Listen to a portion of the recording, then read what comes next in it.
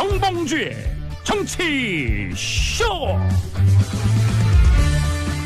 안녕하세요. 시대의 양심 마사의 중독성 대체 불가 정봉주의 정치쇼 정봉주입니다. 자, 지금 이 시간 여러분이 가장 많이 찾아본 실시간 검색어 들여다보겠습니다. 영흥도에서 실종자 한 명 발견됐다는 보도. 강추위 전국 영하권 오후부터 일부 지역에 눈이 온다고 하고요. 유엔 사무차장 오늘 방북한답니다.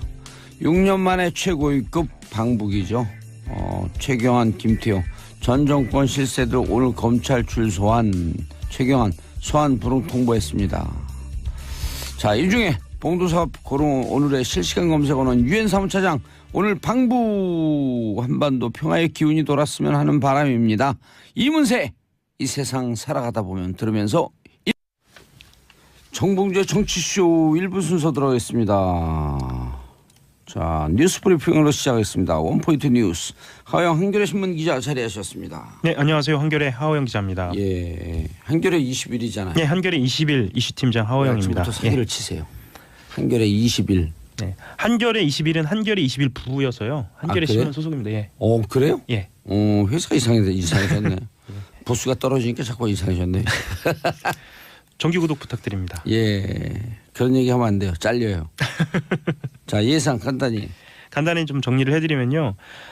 조금 이따 11시입니다. 11시에 본회의를 열어서 예산안 처리할 예정인데요. 쟁점이었던 국가공무원 신규 증원 규모가 조금 줄었습니다. 그래도 9,475명으로 확정이 됐고요. 9,475명이요? 네, 그렇게 확정이 됐고 최저임금 인상에 따른 영세사업자에게 인건비를 일부 지원하는 일자리 안정자금, 이것은 내년도에 그 정부안대로 2조 9,707억 원을 편성하기로 했습니다. 예, 다만 이제 2018년도 규모를 넘지 않도록 2019년도엔 조정을 했고요.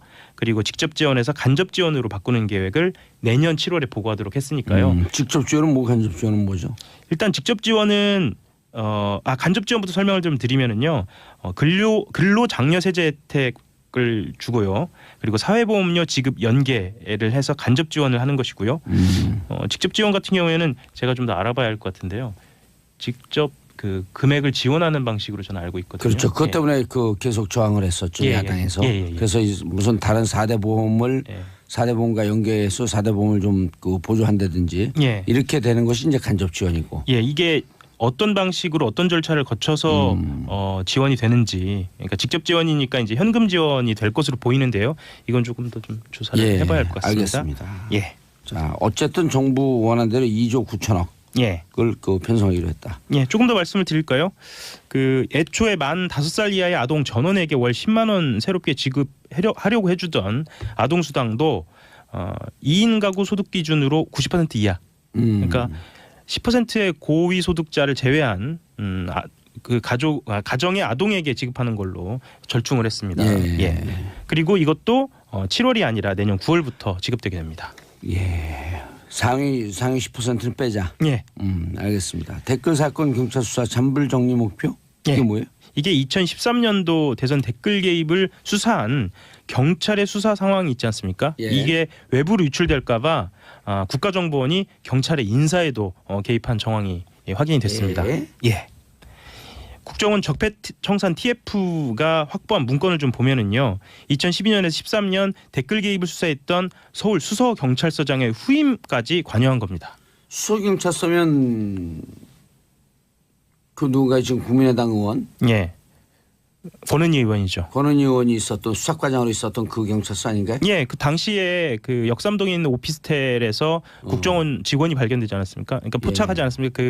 댓글 활동을 그때 당시에 포착한 뒤에 증거물들을 압수해서 서울경찰청에서 분석을 하고요. 그것을 수사해서 결과를 발표한 곳이 수서경찰서입니다. 예, 수서경찰서. 예, 당시에 만들어진 보고서를 좀 보면은요. 국정원이 이광석 수서경찰서장 후임 인사를 언급하면서 잔불 정리를 확실히 할 사람 후임자로 앉혀야 한다. 이런 보고서를 작성하기도 했고요. 불이 났나 보죠, 어디에? 그만큼 다급했다는 얘기죠.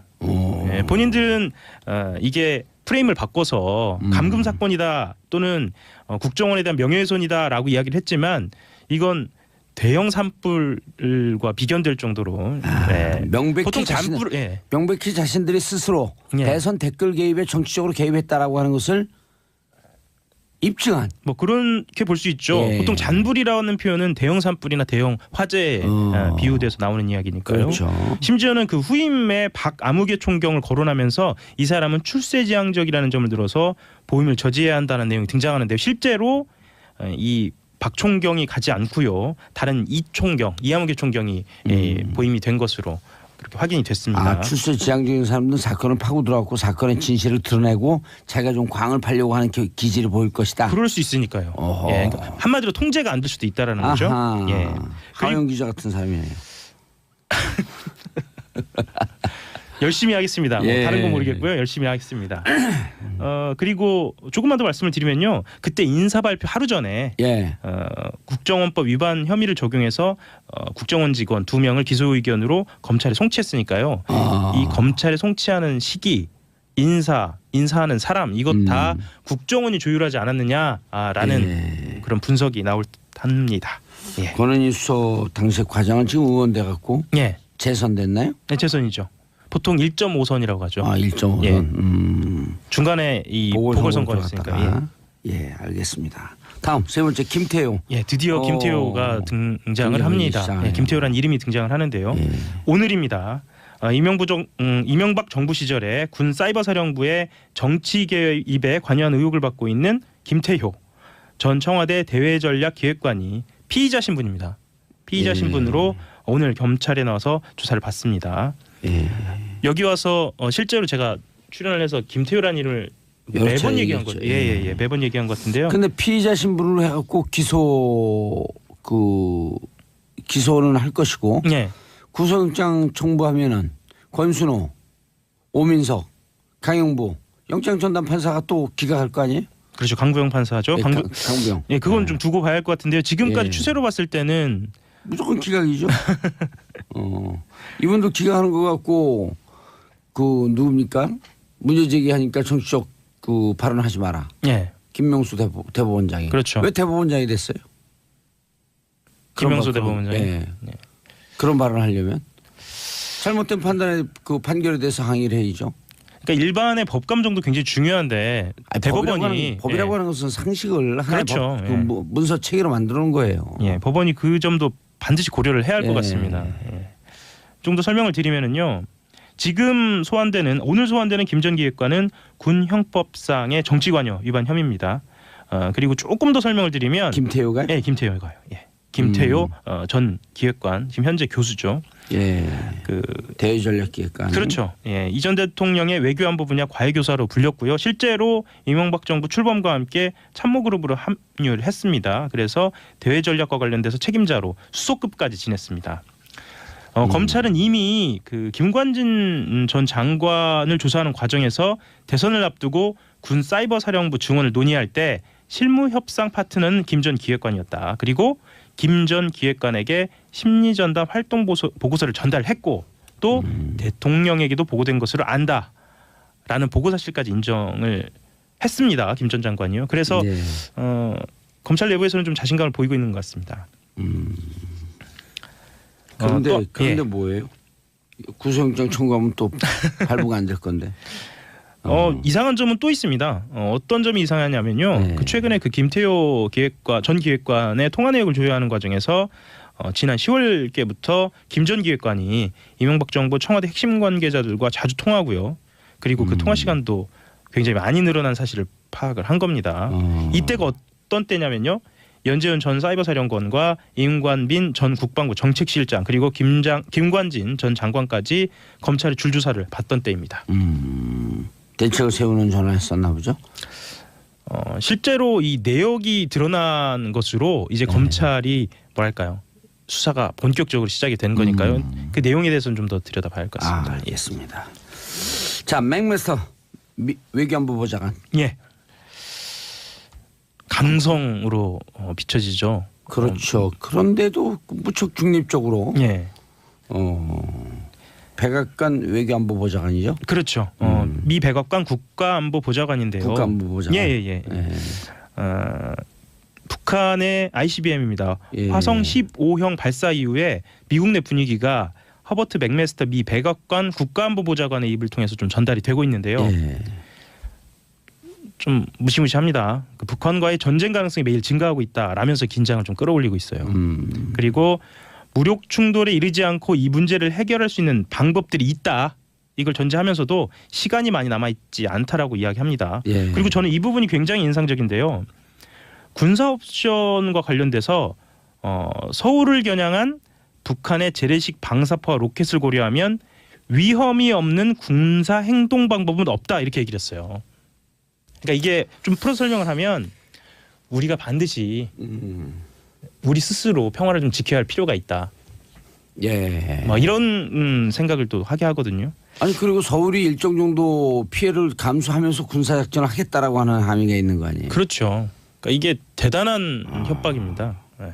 그리고 좀 어떤 방식으로, 그러니까 어떤 뜻을 가지고 이렇게 이야기를 했는지 좀 해석을 할 필요가 있는데요. 첫 번째는 이렇게 이야기를 하면서 일본이나 한국 다른 국가들이 자체적으로 핵무장할 가능성까지 이야기를 했거든요. 예. 이것은 중국한테 대북 유류품 제품 공급 축소하고 해상 차단 동참을 이끌어내는 게 압박이로 보이고요. 중국이 제일 두려워하는 게 그 대한민국의 핵무장. 네. 그리고 일본의 핵무장. 그러면서 그 도미노 현상으로 인해서 대만, 필리핀까지 핵무장하는 현상. 네. 이걸 제일 두려워하잖아요. 예. 그리고 그 위협을 이야기하면서 또 어떤 이야기를 하냐면 그 자체로도 위협이지만 확산돼서는 안 된다라는 이야기를 합니다. 그러니까 김정은이 이러한 무기들을 다른 나라에 확산시키거나 파는 것이 더 큰 위협이다라는 이야기를 하거든요. 그래서 트럼프 행정부가 비핵화뿐만 아니라 비확산으로 무게 중심을 상당히 좀 옮기고 있는 거 아니냐라는. 그렇죠. 이렇게 완성되고 예. 이것이 이제 제3국 미국과 대립될 수 있는 제3국으로 넘어갈 가능성. 예.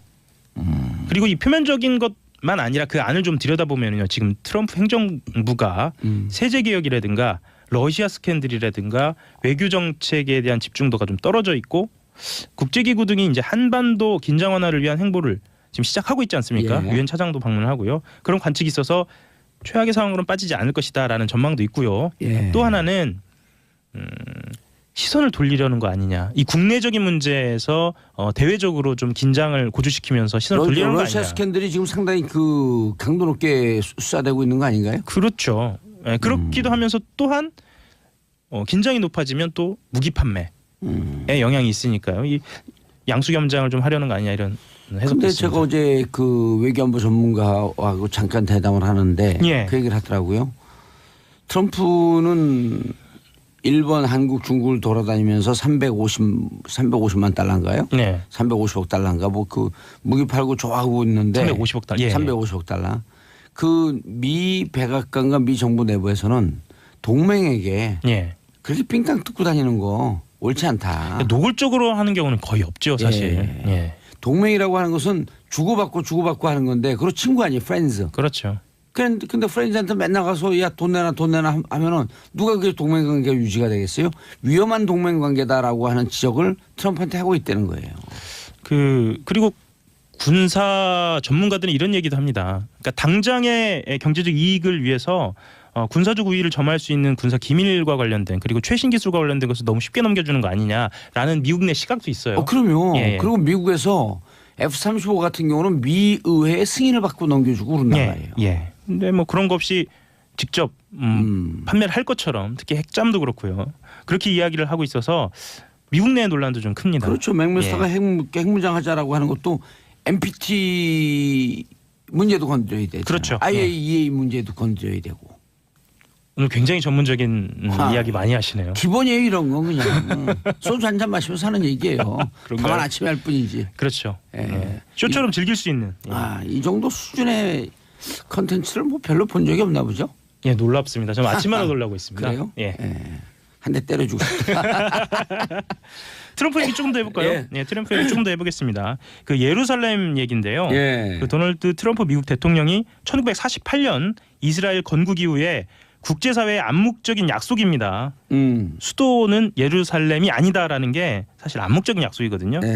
이것을 깨트리라는 관측이 나오고 있습니다. 사실 중동에서는 이게 굉장히 중요한 문제거든요.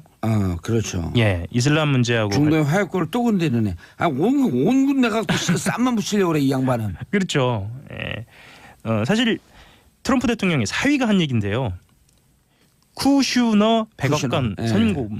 선임고문이 한 행사에서 이렇게 얘기합니다. 미국 대사관을 텔아비브에서 예루살렘으로 이전하는 문제는 대통령이 결정한다. 아직 여러 다양한 사실을 살펴보고 있다라고 이야기를 했습니다.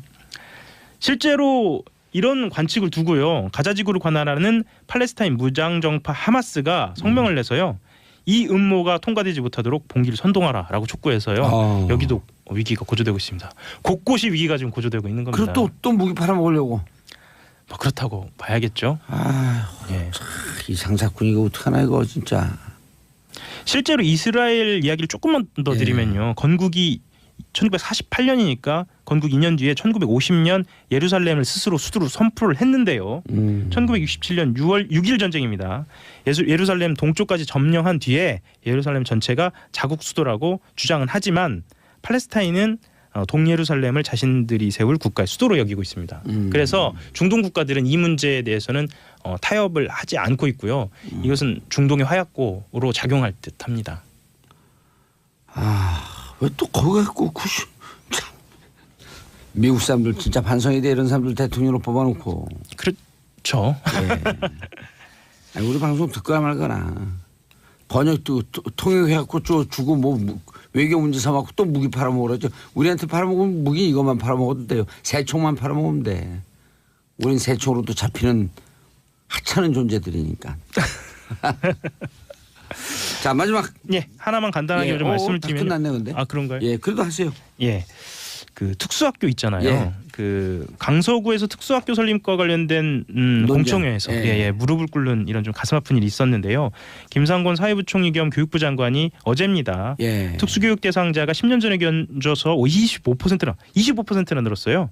그래서 그럼에도 불구하고 지역 주민 등의 반대로 특수학교 설립이 쉽지 않다. 그래서 좀 대폭적으로 좀 예산을 늘리겠다라고 발표를 했습니다. 그 규모를 간단하게 좀 말씀을 드리면 내년부터 5년간 장애 학생을 따로 교육하는 특수학교를 22곳 이상 새로 짓고요. 장애 비장애 학생이 함께 교육받는 특수학급도 1250곳을 마련하기로 했습니다. 예, 알겠습니다. 특수학교 좀 많이 설립을 해야죠. 예, 서로 어울려 사는 좀 그런 분위기가 되었으면 좋겠습니다. 알겠습니다. 하호영 기자 인사하시고요. 예, 감사합니다. 한겨레 21 하호영이었습니다. 저는 정봉재 정치쇼 2부 언니 뉴스, 여성의 시각, 엄마와 언니의 시선으로 뉴스를 고르고 분석해 드립니다. 언니 뉴스 세 분 나와주셨습니다. 어머, 왜 그러세요? 왜요? 언니 뉴스. 안녕하십니까. 봉수사님 안 계셔서 갑자기 자동 AI 인공지능 진행자로 바뀐 모양입니다. 양재입니다. 두 명 낚였어요. 소개하지 않았는데 들어왔어. 자, 최민희 의원님 자리하셨습니다. 안녕하세요. 예, 양지열 변호사님. 예, 안녕하세요. 예, 사람들이 계속 물어요. 진짜. 맞습니다. 진짜 남자 맞습니다. 예. 남자처럼 목소리하는 여자 처음 봤다고. 어머머. 어제 알아보시고 또 이렇게 사진 같이 찍어달라는 분도 계시더라고요. 정치쇼에서 봤다고. 그래요? 네, 정치쇼에서 봤다고. 이젠 스타 반역. 아니. 자, 고란중앙일보 기자님. 네, 안녕하세요. 예. 왜 노래를 노래를 오늘은 안 하세요? 아니, 왜냐하면 다른 생각하느라고. 어떤 분이 고란 기자님이 엄청 유명한 분이래. 저한테 문자가 와서 그러면서 고란 기자님한테 가상화폐 꼭 좀 물어봐 주세요. 가상화폐만 기사 쓴대. 아니 근데 보니까 진짜 검색을 해보니까 가상화폐에 대해서 대한민국 최고 전문 기사를 썼어요. 그렇죠. 가상화폐 지금 가장 핫한데요. 질은 모르고 양은 많이 씁니다. 그게 저에게는 쓰잘. 네? 쓸데없는 거라는 거죠. 쓰잘것없다. 예. 저에겐. 예. 저에게만 쓰잘. 저도 잘 몰라요. 저도 잘 몰라요. 예. 다. 예. 투자를 많이 하셨잖아요, 봉도사님. 그런 얘기하면 깜짝 놀라요. 예. 아니 어제 미국에서 누가 연락이 와갖고 그거 했네요. 그래서 대답을 안 하고 있더니 그거 하면 큰일 난다고. 폭락한다고. 그러면서 재밌는 얘기예요. 폭락한다 그래서 지금 10,000불 넘어갔는데 폭락해요 그랬더니 일단 100,000불까지 간다 폭락한대. 그럼 어떻게 하라는 얘기야? 그래서 그럼 폭나니까 안 샀어. 그러니까 일단 10만 불까지는 살아야지. 너무 웃기는 사람이었어. 자, 첫 번째 선거 때문에 밀려난 복지정책. 근데 방금 그 뉴스가 그 최명길 최명길 국민의당 최고위원 예. 대법원에서 200만 원 벌금의 확정 판결이 나왔습니다. 그래서 언제요? 오늘 오늘요? 오전에 그래서 그럼 10시였었는데? 예? 금방 나와. 10시. 10시 원래 예. 이제 10시에 발표를 그렇죠, 하니까요. 그러면 100만 원 이상이면 아시다시피 선거 무효기 때문에 어머. 예, 의원직을 박탈당했습니다. 어머. 바로 방 빼요 그럼. 어머. 갑자기 숙연해지는 거지. 그러게요. 진짜 서러워요. 그 예. 순간. 그럼 바로 의원직 신분을 상실하고. 바로 그 순간. 무효기 때문에 그 순간에 상실하는 게 아니라 원칙적으로는요. 네. 당선 자체가 없어지는 겁니다. 그러니까 애초부터 국회의원이 아니었던 것이 되는 거예요. 당선 못 무효역이니까. 받아요. 연금 없어졌어요. 연금 없어졌어요? 19대 때 저희가 없앴어요. 그 전에 있던 사람들은 받아요, 근데. 그렇죠. 19대 이전까지만 국회의원하고 받는다. 봉도서 받는다. 다 그런 거 알고 더 이상 국회의원 안 하고 있는 거예요. 그럼 의원 식당에 가면 지금도 무료로 식사하실 수 있는 거예요? 안 되죠 지금. 식사는 안 되고요? 나이가 있죠 나이. 65세가 넘어야죠. 65세 넘으려면 앞으로 한 30년 있어야 되니까. 뭔가 알게 모르게 굉장히 혜택이 많군요. 아니 그게 없다니까 이제. 아. 네, 근데 19대 의원. 18대까지만 국회의원 하면 있고 19대 네. 근데 어떻게 되는 거예요 이거는? 15, 16, 17, 18, 19까지 하면은 안 되죠. 안 되는 거죠. 그럼 18에 딱 끝나면 되고. 끝나면 되는 거고 식구가 들어가면 안 되는 거예요? 진짜요? 이상한 논리요. 아니 최진희 의원님도 자신이 없는 것 같아요. 아니 표정이. 확실해요. 나도 그렇게 알고 있어요. 18대까지 되고 19대에 의원 했으면 네. 15, 16, 17, 18, 그전엔 19 다 했어도 안 그게 안 되는 돼. 거예요. 예. 국민 입장에서 좋은 거죠. 어쨌든. 그렇죠. 아니 선거 그리고 비법이 또 안 이제 돼요. 이런 게 있어요. 건너뛰고 20대나 21대쯤 또 돼. 네. 그런 안 데 돼요. 있어요. 없어요. 또 하면 없어요. 19대 이후에는 안 되는 거예요. 뭐 아니, 법을 17 바꾸면 또 되는 거 아닌가요? 못 바꿔요. 아니 17대까지 한 건 받고. 다 못 받습니다. 그럼 하지 말아야겠다. 19, 20, 21, 22, 23, 24 쭉쭉쭉 다 안 되는 거예요. 예, 알겠습니다. 자, 우리 방송 들어가기 전에 청취자 여러분께 안내 말씀드리겠습니다. 와일드쇼 공개 방송하죠. 12월 15일 금요일 오후 2시 목동 SBS 1층 락스튜디오. 12월 15일 다음 주 금요일입니다. 오후 2시 저와 함께 주진우 기자, 김영민 PD, 안민석 더불어민주당 의원이 함께합니다.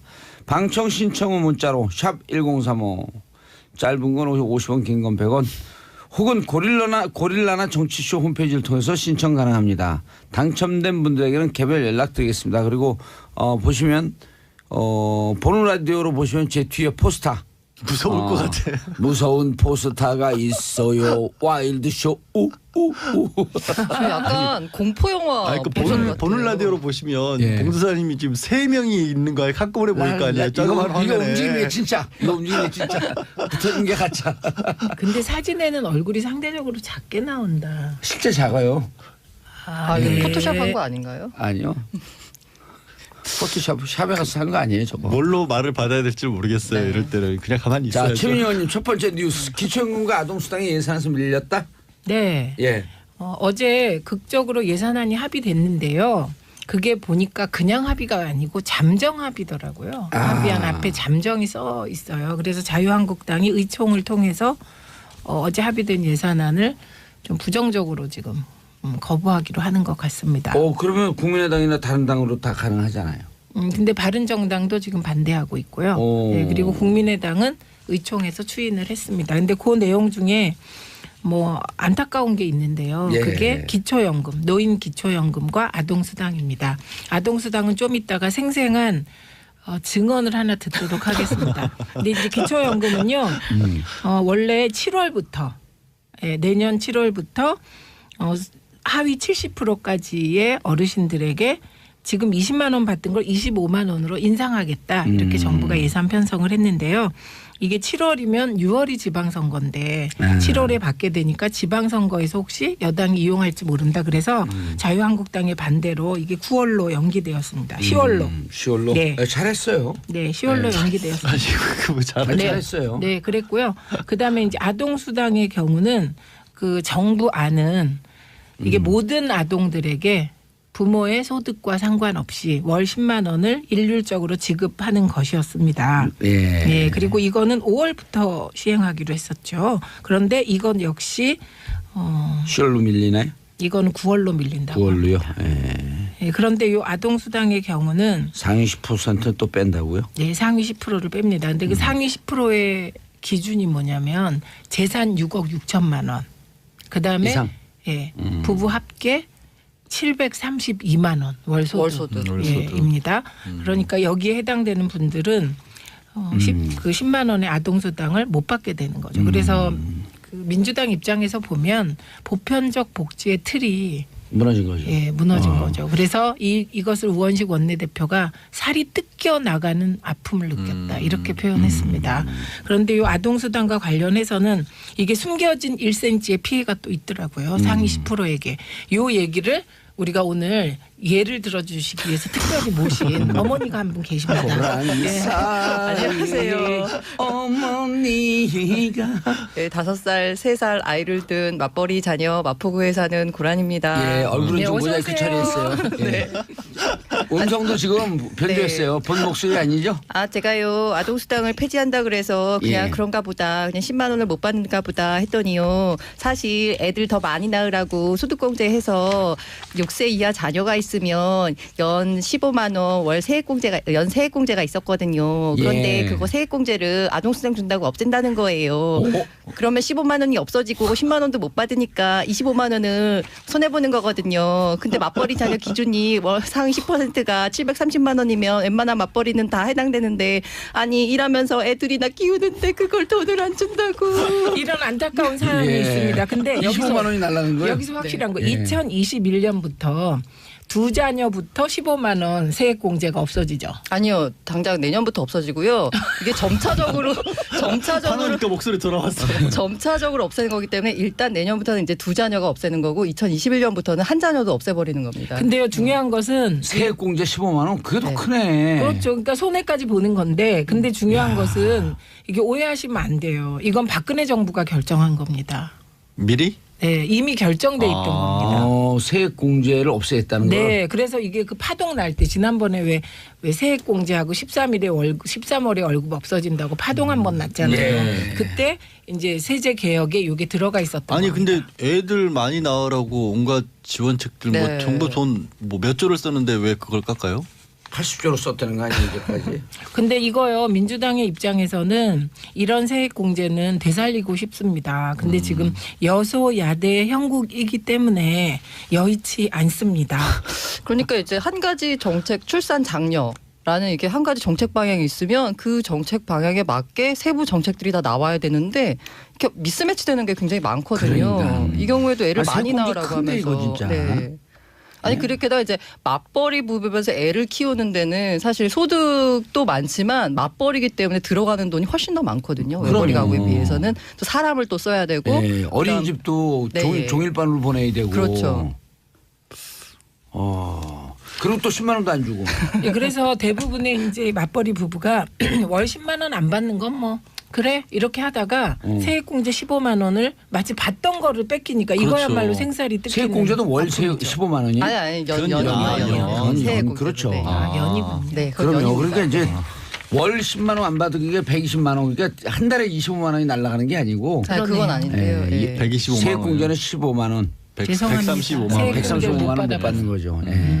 아 근데 그게 상징성이란 부분이 네, 분명히 맞아요. 있는 것 같아요. 이게 돈도 돈이 크지만 누구에게는 이게 정말로 상위 10%라는 얘기를 들었을 때는 처음에 저도 야 정말로 경제력이 넘치는 분들 대상으로 했나 보다라고 생각을 했는데 고란 기자가 경제력이 넘칠 정도는 아니잖아요.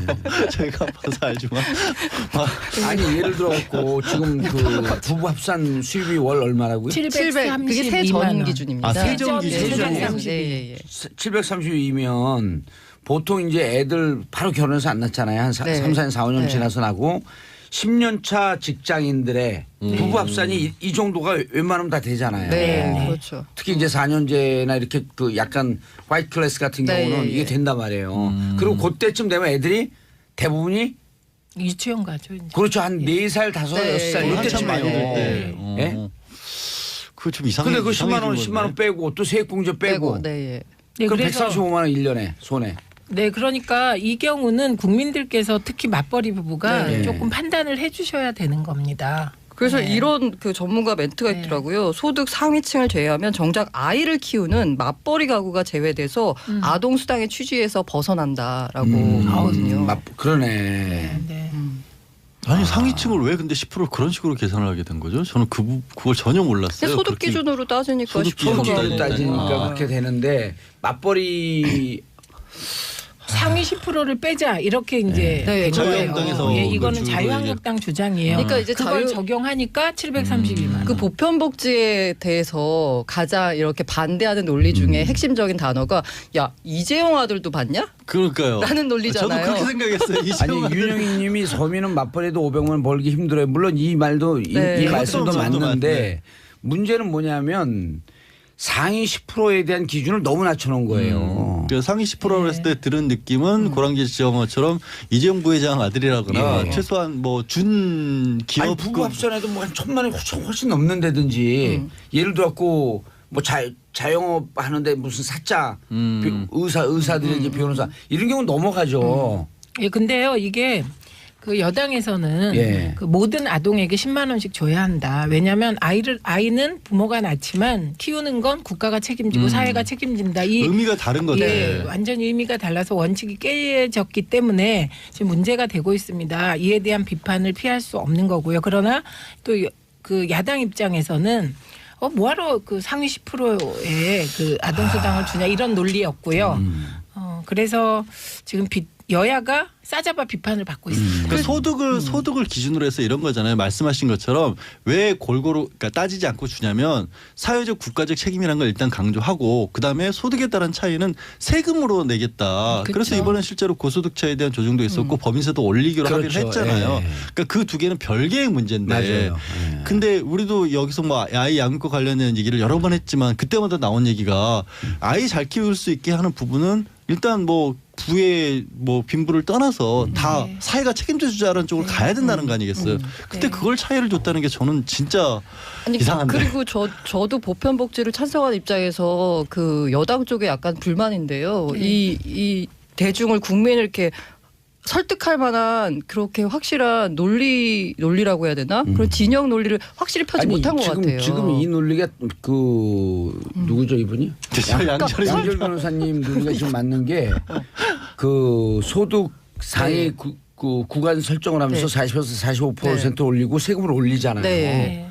세금을 올리는 부분에 대한 국가의 그거에 상응한 응당한 그 복지는 보편적 복지로 가야 된다. 이 논리가 딱 맞아요. 아, 세금을 맞는데, 올려버리잖아요. 근데 민주당이 저는 설득을 잘 못하고 있다고 생각하는 게 야당이 한마디면 야 이재용 아들도 해줘? 라는 게 한마디면 사람들이 야 그래 맞아 라고 이렇게 수긍을 하거든요. 아니, 그러니까 보편적 복지가 그러니까 그 논리가 그 논리가 참 위력적이에요. 그러니까 그에 맞서는 아니 반박 그게 논리를 이렇게 확실히 말씀드려 이재용한테 세금 더 많이 내라 그래 이렇게 말씀하면 되는 거거든요. 더 많이 내고 있어요. 많이 실제로. 내기로 내고 했죠 있고. 이번에. 네, 더 많이 내라 이렇게. 네, 더 많이 네. 내기로 바라는데 홍보가 잘 안 되는 누군가는 거 그런 부분을 이번에 예산안 통과 과정을 지켜보면서 주위에 이제 저도 이제 방송 같이 하시는 뭐 정치평론하거나 이런 분들이 그거를 지적을 하더라고요. 그 확실히 이 복지 예산이라든가 아니면 저기 민생과 관련한 여러 가지에 관한 홍보는 새 정부에서 좀 집중을 덜 못한 것 같다. 많이 알려줬으면 이렇게 어려움을 좀 덜 겪지 않았을까라는 부분을 그거는 지적하더라고요. 새 정부가 아니라 그 민주당이 사실 홍보를 하는 거거든요. 그리고 당에서. 각 지역구에서. 근데 이제 기본적으로 처음에 홍보 플래카드나 홍보 문구를 만들 때 뭐 예산안이 통과되면 뭐 노인들께 25만 원 기초연금을 드립니다. 이런 이제 여당다운 풀카를 내걸었어요. 근데 이제 거기에 자유한국당이 뭐 국민혈세 막 이런 선동적인 문구를 내걸었죠. 그런데 저는 이제 이렇게 그랬을 때 민생 예산 발목 잡기 서민은 통곡한다든지 일자리 예산 발목 잡기 청년들 통곡한다 이런 이제 그 홍보를 하자고 하는데 이 부분에 대해서 여당이잖아요. 여당이다 보니 세게 야당 공격을 못하는 정서는 확실히 있습니다. 아무래도 대화를 해야 되고 타협해야 되기 때문에. 알겠습니다. 박정금님 맞벌이도 300만 원도 못 벌어요. 6788님 둘이 합쳐 350만 원 인집도 있습니다. 자, 이런 의견 보내주는 청취자분들이 많은데요. 이번 문제는 그 맞벌이 부부 수입으로 얘기한 게 아니고 다 줘야 보편적 된다. 복지로 가야 한다라고 하는 말씀을 드리고자 한 것이고요. 청취자분들의 오해 없기를 바라겠습니다. 웬만한 맞벌이 부부 500, 700 넘는다고 발언한 건 보편적 복지를 설명하려고 그러다가 말씀드린 거고요. 오해가 있을 수 있어 사과드립니다. 자, 그리고요. 보편적 복지예요. 그리고 이 보편적 복지가 맞는 게요. 아까 말씀하신 대로 그렇게 뭐 이재호 아들도 혜택을 받아 그만큼 더 세금을 많이 내면 되고 일단 기본적으로 납세 의무를 지는 거잖아요. 국가에 예. 대해서. 국민은 국가에 대해 납세 의무를 지는 거고 국가는 그 납세자에게 복지 혜택을 줘야 되는 거고요. 그러면 모든 제일 중요한 게 아까 최민희 의원이 얘기한 거 아이들은 책임을 국가 키우는데 책임제. 국가의 책임과 가정의 책임이 공동인데 국가의 책임은 점차 늘려가는 게 복지의 기본 개념이거든요. 그러니까 우리가 이렇게 여기서 다뤘던 것 중에 예를 들어 비혼모 문제 같은 경우 네. 또 범죄 피해자들 같은 경우 그 아이들이 갈 곳이 없다라는 것들을 국가가 전체가 책임져 줄 수 있다는 게 극단적인 사례는 그렇죠. 극단적인 사례가 아니라 사실 이런 부분들이 가장 문제인데 우리는 아직도 가정이 일차적으로 책임을 묻다 보니까 그렇게 희생당하는 경우들이 많거든요. 그걸 막기 위해서 만들어지는 게 사회 안전장치가 보편적 복지라는 거거든요. 그래서 그거는 뭘 묻지도 따지지 말고 일단 해놓고 그다음에 그걸 하는데 드는 재원은 분명히 엄청난 차이를 두고 거둘 수 있다라는 거죠. 예, 그 인구는 국가 경쟁력의 기본이거든요. 알겠습니다. 저출산 문제를 극복한 나라는 다 아동에 관한 한 보편적 복지로 갔다는 거. 예. 이분이 정답을 얘기했네. 7000님. 근데 전화번호 기가 막히게 좋은데 어떻게 샀을까 저 전화번호를.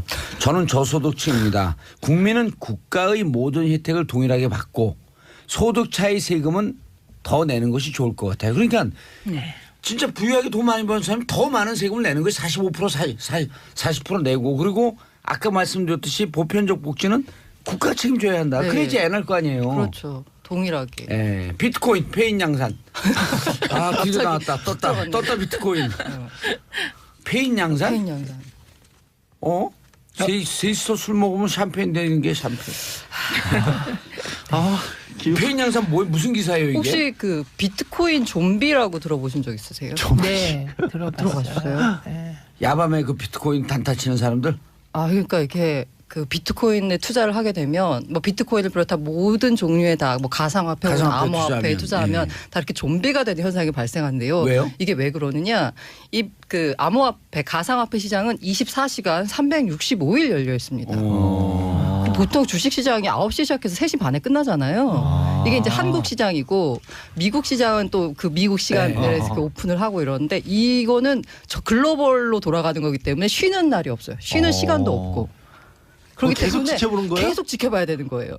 사실 주식하는 사람들이 뭐 단차를 치는 사람이라고 해도 일단 3시 반에 문 닫으면 쉬잖아요. 가정생활에 전념할 수 있는데 이거는 항상 열려 있으니까 항상 보는 거예요. 게다가 가격의 움직임이 주식시장 같은 경우에는 지금 현재 상하 30% 그 제한폭이 있거든요.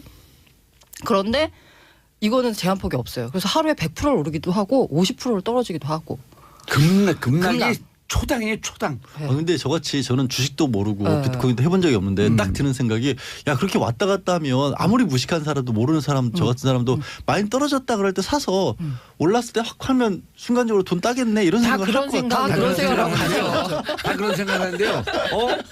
요때 팔면은 되겠지로 딱 팔아요. 예, 더 근데 떨어져. 계속 더 올라가. 예. 팔고 났는데. 팔고 났는데 떨어져야지. 팔고 났는데 계속 떨어지면 안 팔고 되지. 났는데 계속 더 올라가요. 그래서 잘못 팔았나 다시 사. 예. 그럼 손해야. 예. 사고 나니까 또 떨어져. 마음을 비우고 딱 딸만큼만 따고 빠지면 그게 이제 안 비워져요. 그게 사람 그래서 이제 마음이 지금 벌써 그렇지 좀비가 될. 네, 그 벌써 아주 좀비가 지금 돼. 그 그런 재질이 너무해. 그런 거예요? 그래서 하면 안 진짜 되겠네. 밖에 봐요. 우리 진짜 좀비. 좀비 좋아갖고 내가 좀비다. 아니 그래서 실제로 저도 이게 이제 그 제 돈을 투자해보고 기사를 쓰는 뭐 그런 코너가 있어가지고 저도 실제로 여기서 처음에 20만 원으로 투자를 시작을 해봤어요. 비트코인을 사서. 1860배 뛴다는 그때 7년 전에? 7년이 아니고 연초에 그때만 해도 비트코인이 100 몇만 원 하던 시절이었거든요. 원이었거든요. 예. 지금은 참고로 1,300만 원 정도 합니다. 그러면 돈 엄청 얼마 번 벌었겠네요. 거예요? 자, 그래서 여기서 엄청 재벌이시겠네. 지금. 그걸 예. 갖고 있었어야죠. 근데 중간에 팔아 좀 올랐으니까. 뭐 그런 경우도 많이 있고. 근데 처음에 정말 투자를 시작하니까 저는 그때만 해도 몰라서 처음 하니까 몰라서 9시에 시작해서 3시 반에 문 닫는 줄 알았어요. 그래서 아니 기자입니다 지금 이분이. 처음 해보니까 예. 근데 이렇게 스릴 넘치는 얘기를 딱 끊었다 이따가 하면 안 될까? 네, 안타깝습니다. 자, 3부 뒤 3부에 계속 돌아오겠습니다. 채널 정봉재 정치쇼 3부 순서 들어가겠습니다. 자, 비트코인 좀비 좀 정리해 주시고요. 계속 예. 하시죠. 예. 계속 들여다보고 있어요. 처음에 딱 투자를 해서 주식시장처럼 9시에서 그 3시 반에 문 닫는 줄 알고 안 봤어요. 그 다음에는. 예. 그런데 어느 순간에 한 밤 9시쯤인가 열어봤는데 가격이 제가 그때 본 가격하고 달라진 거예요. 이게 뭐냐? 그래가지고 거래소 그걸 소개해줬던 담당 대리한테 전화를 했더니 기자님 이게 사실은 24시간 거래가 됩니다. 그 얘기를 들은 순간부터 정말 한 일주일간은 정말 자다가 눈만 뜨면 보고 화장실 가서도 보고 정말 어머 그럼 좀비가 되신 거네. 좀비가 좀비가 됐었어요. 됐죠. 근데 양 언니 어. 우리는 재미없죠. 재미없어요. 예, 저는 관심도 없고 저희는 이런 분야를 잘 전혀 모르니까. 네, 모르니까. 잘 모르고 비트코인 투자도 안 하고 투자할 돈도 없고 그러다 보니 좀 우리들이 표정이 지금 멍. 이게 왜 뉴스인지 자체를 이해를 못하고 네. 있어요. 그래서 사실. 죄송합니다. 핫하게 핫하긴 계속 하죠. 그 검색어에는 올라오더라고요. 그 설명을 드리자면 가격이 많이 올랐기 때문에 핫한 것은 맞고 그러니까 제가 고기 다녀볼 저처럼 그냥 관심 없이 사는 사람들로 사는데 별 지장은 없는 거죠. 맞아요, 맞아요. 네. 전혀 없는 없는데 거죠. 전혀 없는 거죠. 근데 여기서 약간 문제가 뭐냐면 이게 가격이 너무 급등락하기 때문에 피해를 투기 성향, 투기적으로 많이 피해 시장이 보는 사람들이 바뀌었어요. 많아요. 근데 이 가상화폐의 약간 양면성이 뭐냐면 시장은 투기적으로 흘렀는데 이 가상화폐 기술이 되는 블록체인 기술이라는 거 그리고 이 소위 암호화폐라는 이게 일종의 뭐 4차 산업혁명의 핵심 기술이라고 하거든요. 근데 정부에서도 이런 투기 시장을 규제를 해야 되지만 또 이 블록체인이나 4차 산업혁명을 육성해야 되는 약간 이중적인 위치에 처해 있거든요. 우리 정부는 현재 아무 입장이 없죠. 그래서 정부가 아무 입장이 없어서 최근에 발표한 게 뭐냐면 그 가상통화 TF라고 구성을 해서 금융위 중심으로 뭔가 규제 연구해보겠다. 제도와 법제화를 한번 해보자고 하다가 이걸 결국 어제부로 법무부로 넘겼습니다. 법무부. 예, 법무부로 넘겼다는 얘기는 뭐냐면 이 시장을 육성하기보다는 규제하자. 일단 규제, 규제하겠다. 소비자 피해가 발생하거나 아니면 무슨 범죄 악용되거나 이걸 일단 규제하고 보겠다라고 하는데 이에 대해서는 업계에서는 약간 굉장히 우려의 목소리가 많거든요. 미국과 왜냐하면 일본의 방향과는 역행하고 있는 거니까. 그게 약간 해외랑 우리랑 법 체계 시스템이 달라서 그러는데요. 뭐 더 잘 아시겠지만 우리는 이런 쪽법은 몰라요. 아 그래요? 이러한 거 정해주고 여기에 나와 있는 것만 해라는 시스템이고 미국은 이거 정해주고 이거 빼고 다 해도 되거든요. 그렇기 때문에 우리 법 체계 시스템 자체가 이런 신기술에 대해서는 굉장히 좀 약간 어렵죠. 보수적이고 부정적이죠. 예. 그렇지만 여기서 제가 생각하는 것은 이게 어쨌든 새로운 기술이고 우리가 육성해야 된다라고 보면은 무조건 규제하는 것보다는 일단 소비자 피해는 최소화시키는 방향에서 제도적인 틀을 마련했으면 좋겠다. 어쨌든 좀비는 막읍시다. 좀비. 네, 알겠습니다. 김기창 샵 1035 지금 문자도 많이 들어오는데 이런 문자가 들어왔네요. 김기창님 봉도사님 포스터 지명 수배자 같아요. 저게 의도 아니야? 제작진의 의도예요. 예. 저기 와일드 쇼라고 돼 있는데 저기 W 시작하니까 원티드 뭐 이런 느낌이에요. 아 그래요? 왜 와일드 쇼인지 모르죠. 예? 와일드가 야생적인 남자들이 모였다? 아니 저도 몰라요. 그냥 와일드 쇼라고 제작진이 붙였어요. 원래 와일드 카드라고 하는 게 축구나 이런 데서는 그렇죠. 청소년 팀이나 23세 미만일 때 나이 든 사람들이 들어가는 거거든요. 네, 예. 그러니까 저기 어린 사람들 사이에 내가 들어가서 와일드 쇼 아닌가? 아니 30살이라면서 그렇게 어린 사람 안민사공원 지금 들어와 있는데 네. 왜? 암석은 나이 어려요. 아 그래요? 그러세요? 60년대생이에요. 60년대생 어린애. 이것도 무슨 얘기를 하시는 거예요? 자 양철 변호사님 스토킹 사건? 예, 그러니까 스토킹 사건이 끊임없이 있는데 어제 새벽이죠. 그러니까 윤태진 아나운서라고 스포츠 좋아하시는 분들은 네. 야구나 뭐 축구 이런 경기 관련해서 보신 분들이 계실 거예요. 많이들 좋아하시는 분이고 여자분이에요, 남자분이? 여자분입니다. 오, 여자분인데 남자 이름인데. 예, 2015년인가 프리랜서 선언하고 나와서 여러 가지 활동도 많이 하고 계신 분인데 예. 이게 자기 문자를 받았다면서 어제 새벽에 예. SNS에 올렸어요. 지금 뭐 이런 일로 시달리고 있다. 근데 문자 내용이 자 아파트 앞이다. 안 자는 거 안다. 불 켜져 있네. 어머나. 당장 나와라. 어머. 한 대 맞아줄 테니까 나와라. 벨 누를까? 이런 식으로 계속해서 문자가 오는 겁니다. 집에 있는데. 지금 이 스토킹을 하는 사람이 어느 집이 이게 어느 방이고 거기에 있는지 없는지까지 다 와서 지금 보고 있다는 얘기잖아요. 새벽에. 예. 얼마나 무서웠겠어요. 그러면서 이제 이게 처음도 아니었던 모양입니다. 처음도 아니어서 이 정도면 사실 법적으로 봤을 때도 협박이 명백해 보이거든요. 거의. 그거는 새벽에 누가 이런 문자 들어오면은 밤잠을 이룰 수가 있겠어요. 그러니까 적극적으로 아직 뭐 형사고발을 했는지는 밝혀지지 않았는데 예. 또 하나의 뭐 연예인 스토킹 사건이 이뤄졌고 사실 연예계에서 굉장히 이런 일들이 많았지 않습니까? 지금 뭐 담적인 예로 하나 떠오르는 게 그룹 걸그룹 에이핑크라고 아세요? 예. 이제 에이핑크라는 그룹 같은 경우에는 영국계인가 캐나다인가 한국 사람이 가는 데마다 폭발물을 설치했다고 네? 협박을 해가지고 뭐 이거는 또 너무 황당한 게요. 일본에 가서 콘서트를 한다 그러면 일본 공연장에 그 얘기를 하고 뭐 개별적으로 멤버들이 어디 방송에 출연하면 그 방송국에 연락을 하고 그러는 바람에 이 사람 같은 경우에는 체포는 안 되는데 인터폴의 적색 수배까지 내려질 정도의 그런 사건들도 있어서 이게 정말 그냥 어떤 해프닝 내지는 연예인 분들이 뭐 방송 같은 데 나와서 누가 저 계속 따라다녔어요라고 고백하는 그런 수준에 끝나지 않는 시대가 된 것 같아요. 왜냐하면 시대가 발전을 하면서 이 추격할 수 있는 기술들도 많이 발전했잖아요. 그러니까 연예인들 일정 같은 것도 이제 소속사에서는 알려야 되니까 알리는데 그러다 보니까 또 이게 한두 사람끼리 추격을 하기 시작하면 그야말로 그 뭐 저 진짜 연예인들은 뭐 개인적으로 숨쉴 공간도 없는 그런 일이 벌어지는 거죠. 그런데 이 스토킹 처벌이 무척 그 수위가 낮다는 거 아니에요? 스토킹 자체만으로는 처벌이 처벌하기 어려워. 불가능해요. 이게 이게 논의됐다가 논의됐다가 예, 없고요. 늘 지금 이제 없어진 거. 뭐가 있냐면 이게 우리뿐만이 아니라 해외에서도 처벌이 어려운 걸로 알고 있습니다. 현실적으로 어려워요. 그러니까 네. 스토킹을 하다가 잠재적 범죄잖아요. 그렇죠. 지금 말씀드린 것처럼 밖에서 보고 있다 나와라는 정도가 되면 이거는 공포감을 조성할 정도니까 협박이라도 가능한데 아무것도 안 하고 그냥 멍하게 정말 좀비처럼 따라다닌다. 근데 이게 무서운 게 뭐냐면 스토킹 좀비. 스토킹을 하는 사람들의 심리에는 나중에는 그 사람과 자기가 가깝다는 심리가 생긴대요. 네. 그러니까 자기 혼자 머릿속에서 가상의 연애를 하는 거예요. 그래서 상대방은 전혀 모르고 있는데 어느 날 갑자기 뭐 방에 들어와서 침대에 누워 있는다든가 이런 일이 생기는 거예요. 아니 그러면서 너무 무섭게 자기는 자연스럽게 너는 그러니까 3년을 예를 들어서 단적인 3년을 스토킹을 하다 보면 3년 동안 사귄 것처럼 생각이 든 거예요. 그럼 그래서- 정신병이잖아요. 그렇죠. 난 그거 느껴봤어요. 근데 그렇게 된다는 거예요. 나 그거 느껴봤어요. 예를 들었고 그 어떤 사람의 책을 한 사람 책을 집요하게 계속 읽잖아요. 네. 마치 교감을 하고 있는 것 같아. 그런 그 일이 사람하고. 벌어진대요 머릿속에서. 그러니까 사람의 책은 머리를 정서적 교감이지만 침대 옆에 누워 있는 거는 그러니까 제가 너무 그래서 극단적인 예를 들었나요? 아니 내가 뭐 아니 근데 뭐 남자 아이돌 같은 경우 그 소위 사생 팬이라고 하죠. 네. 그런 팬들이 네. 갑자기 집에 들어와 있어서 뭐 깜짝 놀랐다. 실제로 그런 일도 있어요. 그런 말들을 하기도 하잖아요. 근데 이제 이게 연예인들에서만 그치는 게 아니라 이제 남녀 관계에서도 이런 일이 이어지는데 아까 지적하신 것처럼 처벌을 어떻게 하느냐로 했을 때 몇 해 전에 시달리다 못해서 이런 일들이 많으니까 경범죄 처벌법에 하나 들어가긴 했어요. 그래서 경범죄. 네, 두 번까지 쫓아오지 마라 그랬는데 세 번째도 쫓아오면 신고를 하면 8만 원 과태료.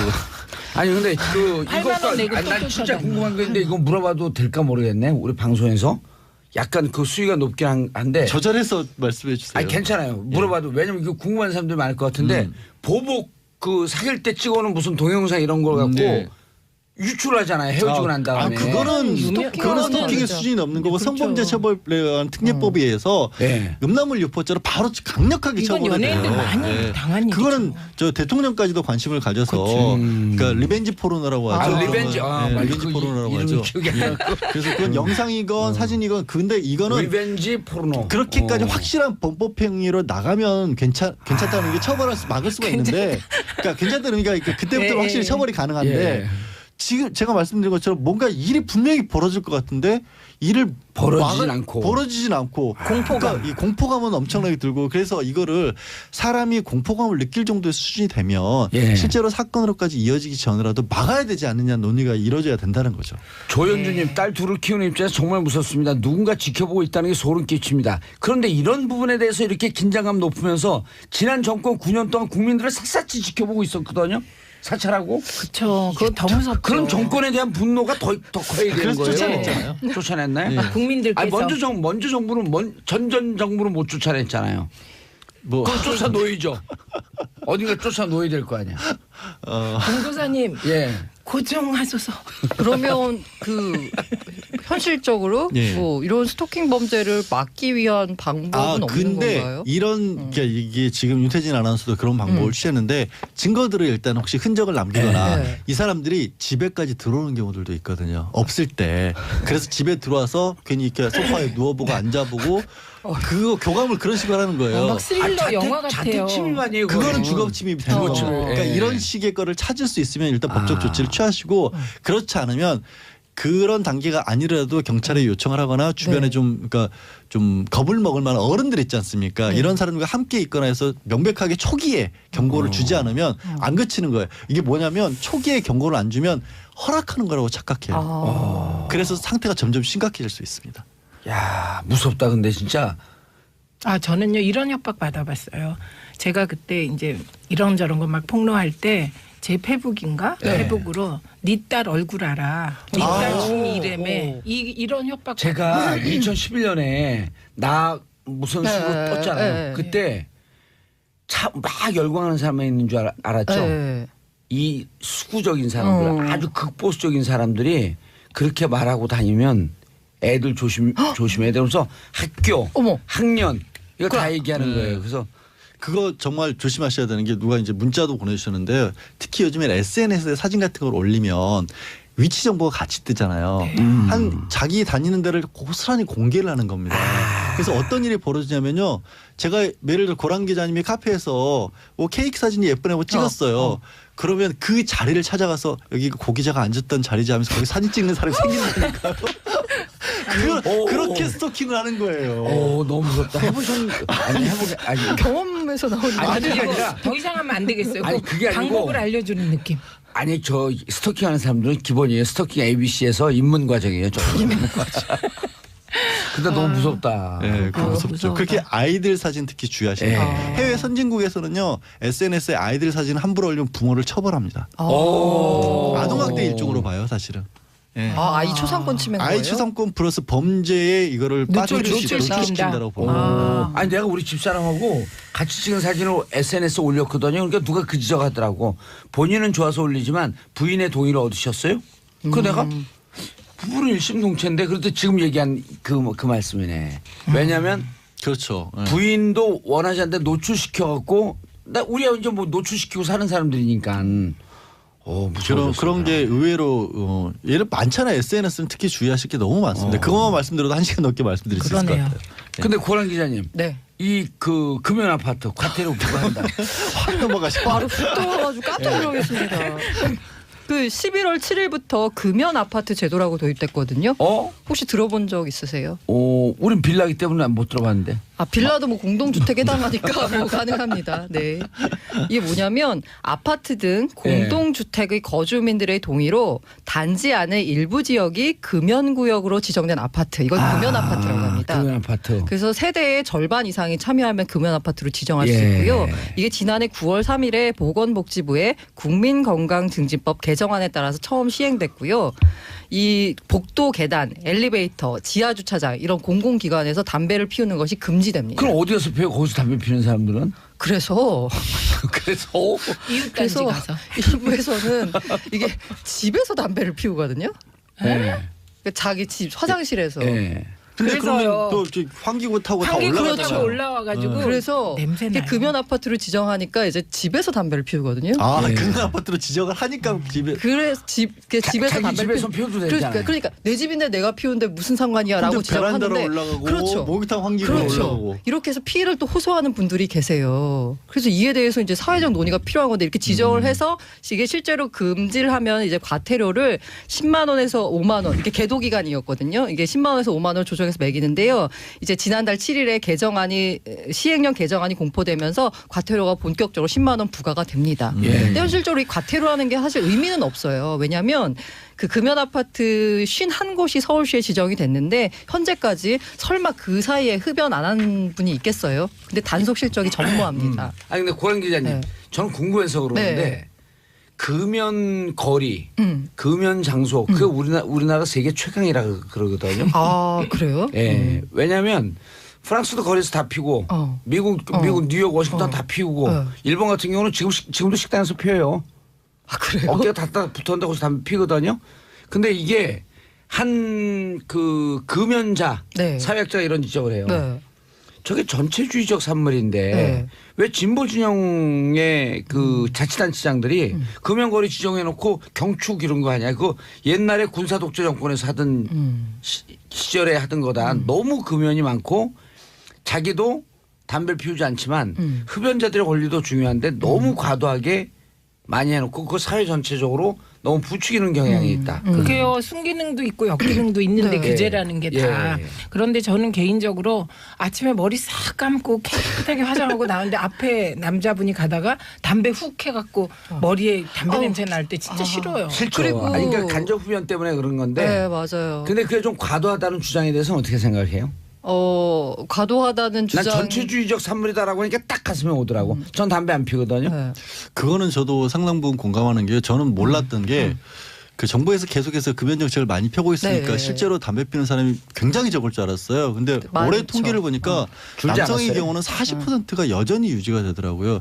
근데 그럼 대한민국 남성의 40%가 여전히 하는 좋은 일이고 나쁜 일이고 그런데 정책을 보면 너무 일률적으로 확 막아버리거든요. 다 그러니까 먹어버렸어요. 숨통을 이- 안 터지고 막는데 거기에 반발을 안 해요. 이거 되게 신기한 일이에요, 사실은 진짜. 그게 에티켓으로 해결할 그렇죠. 일이. 그렇죠.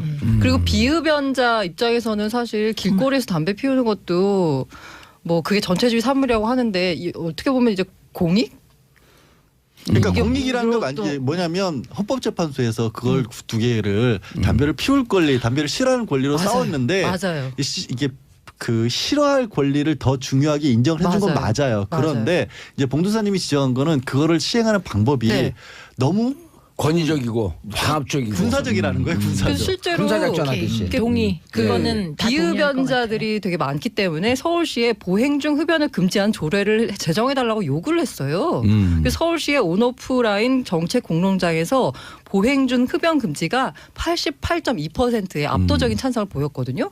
그래서 지금 길거리 흡연 금지 제도를 마련할까를 검토를 했다가 아니 그러면 결과적으로 이게 흡연자의 끼경권 등 기본권을 침해할 수 있다는 이유로 추진하지 않기로 한 거거든요. 그쪽 길거리 흡연까지 금지하면 부스를 많이 설치하는 거 맞아요. 외에는 없잖아요. 맞아요. 아니 근데 지금 길거리 흡연 많이 금지돼 있어요. 그건 근데 이제 구단위에서 그 하는 구단위에서. 걸로 그러니까 알고 금지는 있고요. 했죠. 그래서 거의 담배를 못 피워요 길거리에서. 근데 문제는 네. 그건 것 같아요. 저도 길거리에서 그렇게 다니면서 더군다나 걸어 다니면서 그거는 말도 안 되는데 우리 대한민국처럼 사람 많은 데서 그러면 그렇게 막으려면 피울 사람들의 6대 4니까 사회에 해당하는 사람들이 숨쉴 공간을 만들어줘야 네. 되는데 그게 너무 부족한 채 그냥 천편일률적으로 야 막아 이러면 막아버리고 이게 저도 그 형태는 좀 네. 마음에 안 들어요. 싱가포르는 금연구역이 많고요. 그 잘못들 알고 계신데 일본은 금연 지역이 상대적으로 많지 않아요. 그리고 일본은 식당에서 허용되는 데들도 무척 많고요. 싱가포르는 껌만 잘못 뱉어도 그럼요. 과태료가 거기 10만 원. 경찰 국가니까. 아니 거기는 그러니까 싱가포르 같은 아주 국가를 잘 매너되어진 군사 독재 국가죠 사실. 거기는. 그러니까 싱가포르 모델로 삼으면 안 되는데 싱가포르이 네. 깨끗하다고 사람들이 착각하는데 거기는 그 오너 개념이죠 사실상. 아니 근데 난 군주 저는 개념이에요. 진짜 이상한 게 경축 어디서부터 어디 도로 금연구역 설정했는데 그분이 너무나 진보적인 그 자치단체장이에요. 근데 이게 금지하고 좋아하는 거는 별로 좋은 건 아니거든요. 근데 금지를 하면서 동시에 흡연자들의 끼경권도 보장할 그렇죠. 수 있는 예. 공간을 마련해 줬으면 아니 예를 들었고 내 옛날에 한 칼럼을 봤는데 네. 그 이제 그 경기도 어디 지나가다 러브 호텔인데 거기도 플래카드가 붙어 있는 걸 누가 조롱하더라고. 경축 지하에서부터 방까지 직통 엘리베이터 개통 이게요. 그게 경축할 일도 아니고 그걸 누가 칼럼으로 썼는데 저게 도대체 뭐 하는 거냐. 근데 내가 경축 우리 이제 노원구에 경축 뭐 노원구 저녁 거리 흡연 금지 붙였는데 이거 군사 작전인데. 그러니까요. 근데 그것도 네. 보장해 주면서 이거는 무슨 이렇게 법 법적인 문제로 해결하기보다는 그럴 수도 정말 없어요. 에티켓 문제로 해결했으면 좋겠다고 생각하는 길건 게 못 가서 몰래 피우라는 거예요, 그냥. 아니 길거리 다니면서 담배를 피우시는데 이렇게 하면 아까 그 담배 냄새 된다고 했는데 제가 이제 그 육아휴직 기간에 애들을 이제 유모차를 끌고 가거나 애들 손잡고 걸어갈 때 보면 이 흡연자분들이 담배를 피고 있다가 이렇게 손을 내리잖아요. 그러면 거기 담배 그 연기가 날아오는 그게 애 눈높이하고 딱 맞아요. 그럼 너무 불안한 거예요. 혹시라도 이게 연기도 연기라니와 불똥이 혹시 튀게 될까봐. 그렇죠. 예. 그러니까 그거는 반드시 필요한 거예요. 그래서 저도 뭐 지하철 버스 정류장 10m 주변 금연을 하고 이런 건 적극적으로 찬성하는데 문제는 진짜 통으로 막아버리는 전체주의적인. 부분들. 그리고 그러다 보니까 건물을 통으로 막아버리니까 진짜 한 4, 50층 되는 회사원들 많은 건물 그거 통으로 막아버리면 다 내려가고 그 안에 있는 사람들이 그 안에 있는 남자들의 40%는 다 밖으로 나와가지고 옆 건물 쓰레기통을 다 완전 난리 전쟁터를 만들어 버리거든요. 상암 여기 우리 그 방송국 많은 상암 가면요. 네. 진짜 담배 좀비들이 있습니다. 근데 5, 60명 모여갖고. 근데요, 저는 남성들이 담배 피러 가자 그래갖고 회의하다가 담배 피러 가자 그래갖고 나가가지고 결정을 변복하고 오는 걸 너무 많이 봐가지고. 근데 최민희 의원님 여성 흡연율이 더 높은 거 아세요? 아니에요. 그건 아니에요. 그건 한 아니고. 20에서 25% 증가율이 네. 증가율이 있겠죠. 좀 높지. 예. 여기 담배 피는 분들 한 분도 안 계시잖아요. 그 생각보다 많은 사람이 여성분들도 피우기 때문에 최 의원님이 말씀하신 것도 자칫하면 제가 뭐라 그랬는지 까먹었어요. 아니 그래서 아니 어쨌든 간에 무슨 아니 그게 아니라 그 지적하고 싶은 거는 다 같이 모인 자리에서 결정해놓고 일부 그 회원들만 빠져가지고 있는 자리에서 결정하는 건 문제라는 그렇죠. 거죠. 맞아요. 담배하고 상관없는 얘기잖아요. 제가 여성이건 남성이건 박 기자님 제가 무슨 얘기했는지 까먹었어요. 아니 근데 그래서 그 금연 정책 좋은데 너무 군사 작전 하듯이 획일적으로 몰아붙이고 있고 그거는 또 아니다. 피우는 사람들을 피울 수 있는 장소를 해주면서 같이 막아줘야 되는데 네. 이렇게 하지만 왔다고 동시에 피우시는 분들도 예. 더 주의해야 더 하고. 주의를 좀 그런 해주셨으면 해야죠. 하는. 근데 네. 담배 피는 사람들이 금연 대통령 뭐 탄핵하자 이러면 어떡할 거예요. 우리 정책 그것도 무슨 말씀이세요? 담배 피울 권리를 줘라 막 그러면서 아니 그 트럼프 담배 피우지 않을까? 어머, 저 몰라요. 트럼프가 술은 확실하게 안 마시는데 담배는 피울 가능성이 있어요. 술은 형이 알코올 저 중독으로 다음 뉴스 사망을 해서 할래요. 예, 다음 뉴스 하세요. 이제 거의 끝나가는데 뭐. 네, 그래도 할래요. 예. 서울대 교수님 한 아, 분이 이거 너무 네, 황당한- 이거 너무 치사한 일이 네. 벌어졌는데요. 네. 10년 동안 자신의 논문 43편에 아들 이름을 함께 등재시켰다고 합니다. 오. 그러니까 이 아들은 아들이 엄청 똑똑한가 봐요. 예, 중고생들인데 네, 천재인가 그런데 봐요. 천재. 아인슈타인. 이 교수가 어떻게 해명을 했냐면 자주 연구실에 와서 거들어서 연구원이 이름을 넣어준 거다 이렇게 얘기했는데 저도 가서 거들고 싶네요. 예, 경찰이 내사를 받자 사직서를 제출한 상태인데요. 예. 처음엔 이 서울대 교수 혼자 끔찍하게 자식 사랑을 하는 줄 알았더니 그게 아니었습니다. 다른 뉴스도 뉴스들도 있어요? 네, 그래서 이게 학술 사이트를 통해서 한 신문이 이게 이제 확인한 건데요. 예. 이게 주로 좋은데요. 서울대, 포항공대, 연대, 전국 주요 대학 교수를 포함한 10명 정도가 중고생 10명이 총 24편의 논문을 발표한 것으로. 그런데 이들은 첫 논문 제출 평균 연령이 몇 살이게요? 만 16.4세입니다. 천재인가 봐요. 천재. 그런 사람들 왜 노벨상 안 줘? 그러게요. 그런데요, 그게 보통 논문이 아니에요. 적극 육성해야 되는 거 보통 아닌가요? 엄청 깐죽거린다.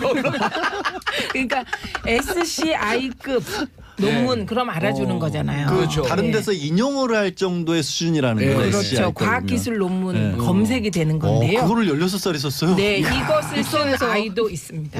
첫 번째 우리 네. 노벨상 네, 수상자. 아이도 있어요? 네, 아이가 중학생 있습니다. 오. 네, 그런데 이제 이런 일을 해놓고 교수님들이 해명한 게 더 웃겨요. 네, 해명의 유형이 몇 개인데요.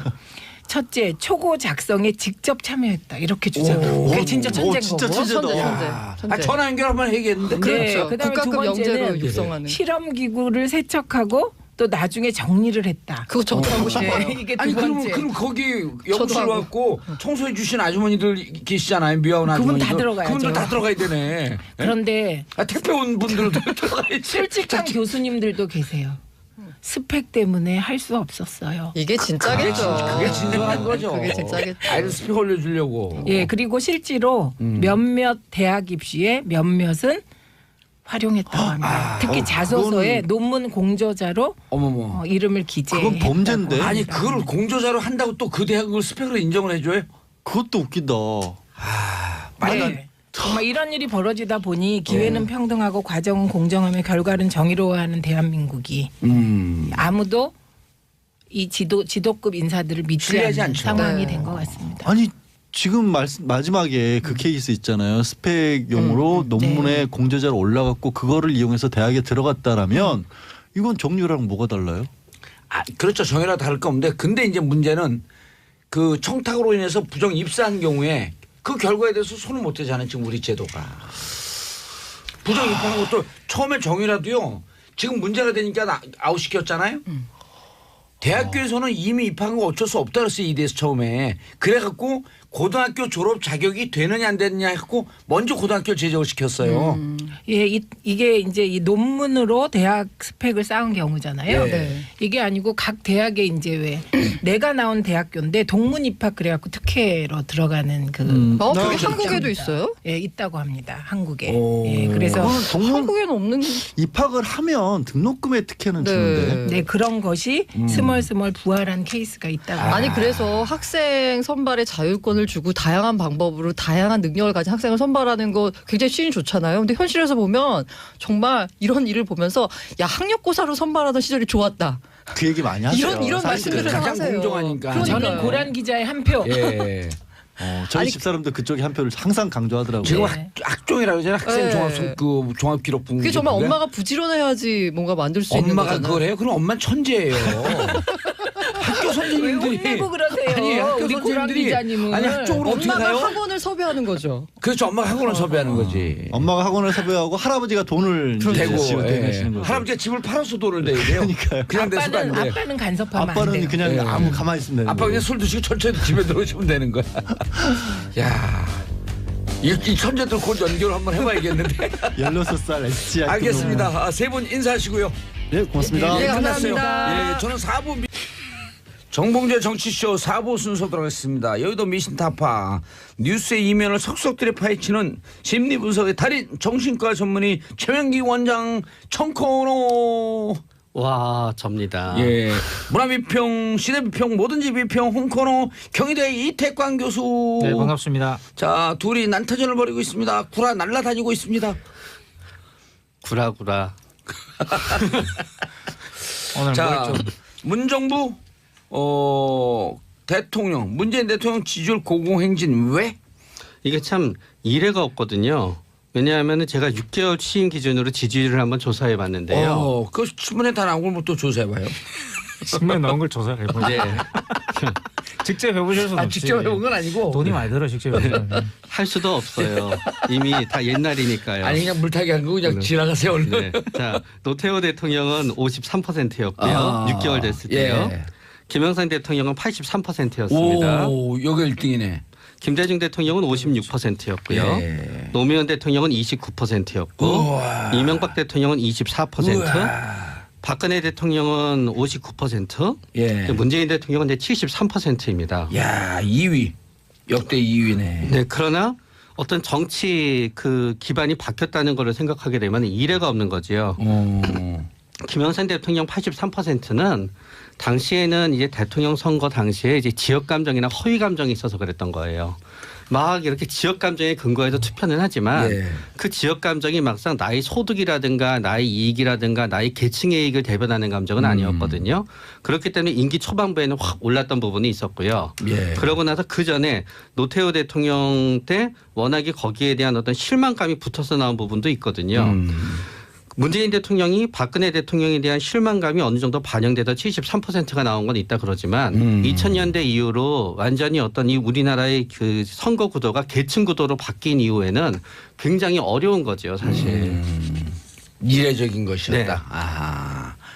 그런데 김영삼 대통령 시절은 노태우 대통령에 대한 반감, 불만 이런 것도 있었지만 또 하나회 숙청이라고 하는 전두환 정권에 대한 분노, 반감 이런 것을 정리해 나가는 그렇죠. 그런 그 정책, 초창기 금융 실명제. 6개월 동안 네. 아주 놀라운 정책을 많이 실시를 그렇죠. 했고 제가 생각할 때는 역대 대통령 중에 가장 많은 일을 한 가장 결정적인 일을 한 사람은 김영삼 대통령입니다. 그러니까 전 대통령. 그러니까 공도 많고 과도 많은데 마지막에 IMF 때문에 네, 그렇죠. 과만 기록이 네. 되고 있는데 초창기에는 어마어마한 일들을 네. 해냈죠. 그리고 최초에 이제 민주 정권이었기 때문에 네. 그런 지지율을 기반으로 둔 그런 정책들을 많이 실시할 수 있었고 또 이분이 워낙 또 아마 최민희 원장님이 분석을 해주실 것 같은데 워낙 또 튀는 성격이잖아요. 그렇죠.